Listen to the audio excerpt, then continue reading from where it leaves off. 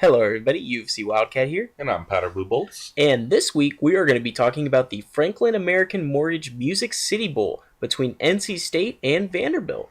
Yeah, this looks like it'll be a pretty good bowl. A bit of an upgrade from some of the bowls we've had in the past. So we're starting to really get into the thick of it and really get into these really competitive bowls. Yeah, I mean, we got two teams here. We've got NC State, who we feel like they had a good season. I mean, me and Powder Blue Bolts have been talking about it. We feel that NC State has had a good season, but again, they decided to fire their coach after 7-5. They decided that mediocrity would not be accepted anymore, that they wanted to be competing for ACC championships. Yeah, and going into this season, a lot of people did have them on their ACC watch list. A lot of people thought they had a lot of good returning starters on offense and defense, and they have had some very high points and some pretty low points. I mean, losing your opener to Tennessee and, losing to North Carolina, losing to Virginia. You really can't do that if you're NC State. But they did they did win against a number 3 ranked Florida State team midway through the season. So that was a pretty good win.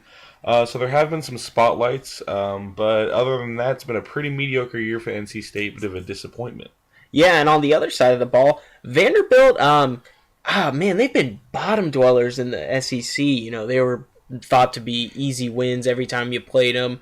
But yeah, this year they actually came out well. They played in the actual first game of college football between South Carolina in their home stadium, and a lot of bad calls I feel like went against them, and they ended up losing that game 17-13 when they should have beat the number 9 South Carolina Gamecocks. But again, hey, you can't blame the refs for a loss. I mean, there's a million other plays that could have played into that, but at the same time, the refs definitely did not help the Commodores. Then they go to Northwestern and lose a heartbreaker there. They lose 23-13.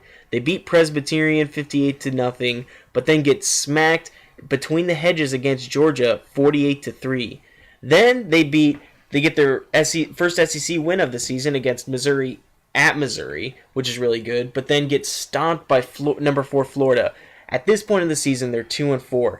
But after that, they rattle off 6 straight wins, including wins against Auburn, Ole Miss, Tennessee, and at Wake Forest, which I think are some pretty good wins. Tennessee's got a good offense. Ole Miss was actually up. They played well and got to a bowl.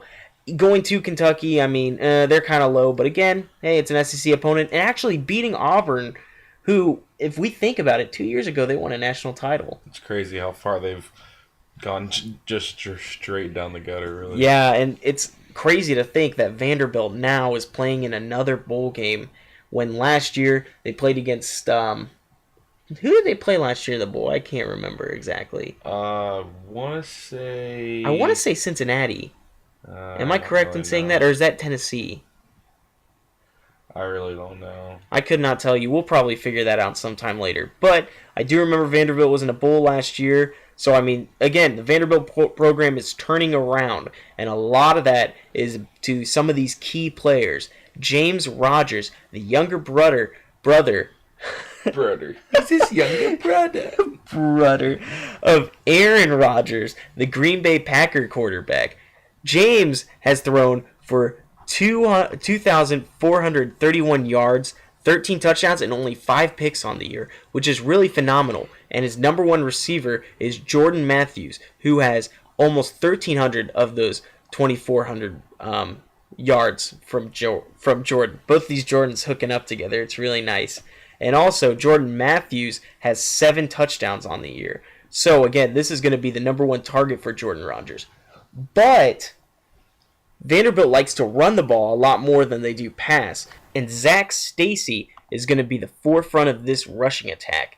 He has over 1,000 yards on the year, and he has 9 touchdowns. So if Vanderbilt's going to do anything, they need to keep up this sort of balanced offense and keep their defense well. They are 14th in the nation in points against, only allowing 18.3 a game. So again, if the Vanderbilt defense can hold strong and the offense can keep the balance, they aren't really good at scoring, but if they can, get a few touchdowns on the board and stop NC State, maybe they can get a win. Who are some key players for NC State at the moment? Yeah, NC State's got a pretty balanced attack. I mean, their rushing yards about 115 a game, passing yards are over 300 a game.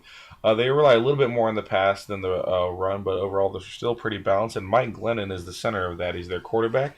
A bit of a statue, though. He's not really much of a mobile quarterback, but he does have 3,600 yards on the year with 30 touchdowns, but he does also have 14 picks. And he likes to throw to Quentin Payton and Tobias Palmer, two of their standout receivers at NC State. And these two each have over 700 yards on the season and have eight touchdowns between the two of them. So look to them on the outside to score. And as far as defensively for NC State, Earl Wolf, the leader of their defense, playing strong safety, has 2 picks on the year and recorded a number of tackles, leads the team in tackles.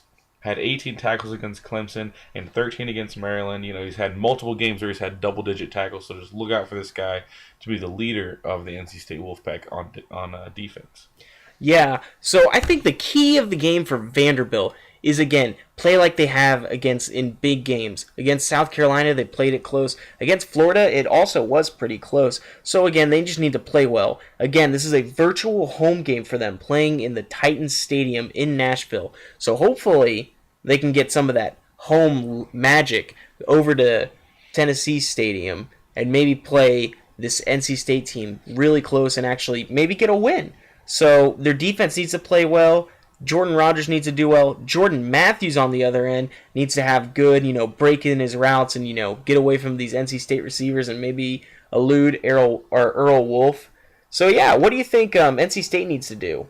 Yeah, I think NC State needs to have their passing offense just clicking. I think Mike Glennon needs to have a really, really good game, and Quentin Payton and Tobias Palmer need to catch a lot of balls going their way if they want to beat this really, really good Vanderbilt defense who plays in the SEC. Everybody knows the SEC can defend the run really, really well, and Vanderbilt's done that a lot this year. And so if Vanderbilt can defend the run really well, and NC State can't really run the ball too well, you're not really going to want to try that, so your only chance to beat them really is to pass. And, of course, your defense has to play well, but that's kind of a given. Yeah, it's got to be. So, for my prediction, I think this game is going to be close, but I think, again, the fact that this is basically a home game for Vanderbilt, and usually they play well at home, I think Vanderbilt's going to come out with a win, and I think it's going to be pretty close, but again, I think Vanderbilt will pull away. I think it's going to be like a 24-10 or 24-7 win for Vanderbilt. Yeah, I agree with you. I agree Vanderbilt does have a slight edge, this being a relative home game for them. And I agree with you, it's going to be a close game, but I think there's going to be a few more points scored than 24-10. I'm going to predict Vanderbilt 38 and NC State 27. Alrighty, that's it for this episode. Tune in next time when we talk about the Hyundai Sun Bowl between the USC Trojans, or Condoms as I like to call them, and the Georgia Tech Yellow Jackets. All right, be sure to drop us a like, comment, and subscribe, and comment on what you think is going to happen during this bowl. UFC Wildcat and Powder Blue Bolts, signing out.